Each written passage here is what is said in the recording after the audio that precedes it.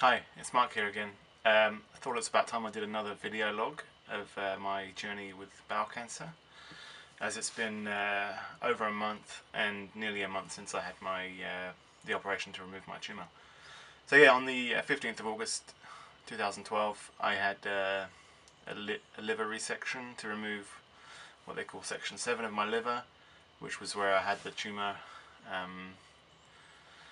It was a successful operation, took about 5 hours under general anaesthetic, and the pathology of the tumour, which I was told about a couple of weeks after the operation, showed that they had clear margins of the tumour, which means that they think they removed it all, and also the tumour showed a lot of scar tissue, which means that the chemotherapy was working, essentially killing off the cancer cells. So really positive news in that respect.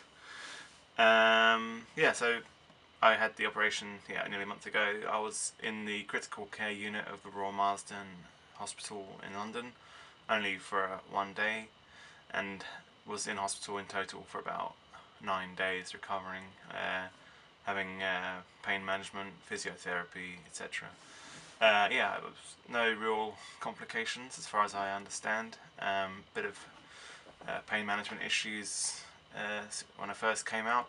They were pretty soon sorted. I first had an epidural which didn't work very well, and they gave me oral morphine and then a patient-controlled morphine drip and tramadol. So all good. I had the only minor complication I had was what they call a pneumothorax, which is a collapsed lung, very minor. So I had a series of chest x-rays, which just showed that the pneumothorax was healing itself. Essentially, it's an air pocket outside of the lung, which causes compression on the lung and which can cause pain. The one option for treatment for that is to aspirate using a needle, but they felt that that wasn't necessary, and now I'm fully healed from that.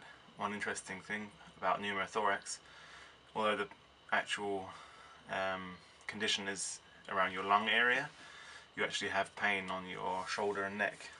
They call transferred pain, because that's as far as I understand, that's the route that the nerves take from your brain down your body.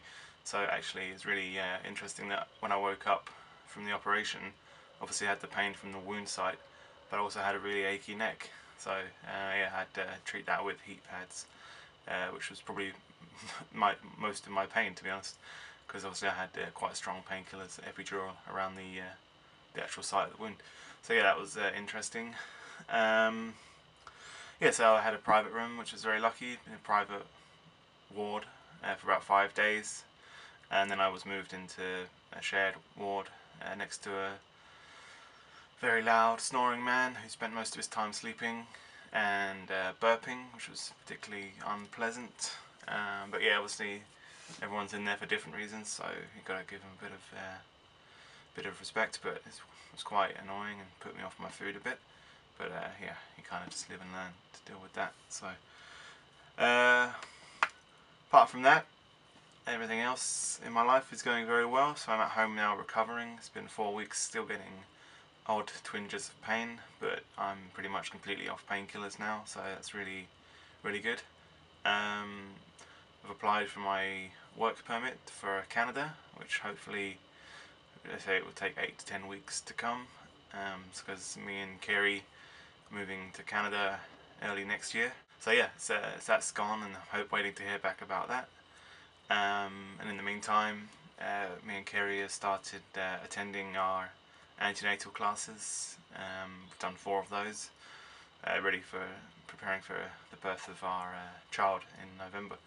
So we're really looking forward to that. We've also started taking and practicing for our hypnobirthing classes, which is something that we've decided to do to make Kerry's birthing experience as relaxing and positive as possible.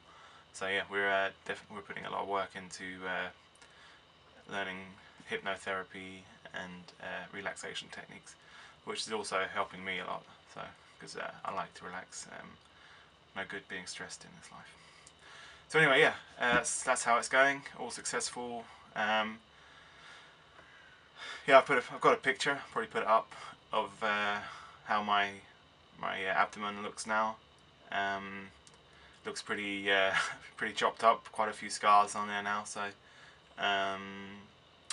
yeah, just shows how it doesn't look particularly pleasant. Just I think purely because of it's a bit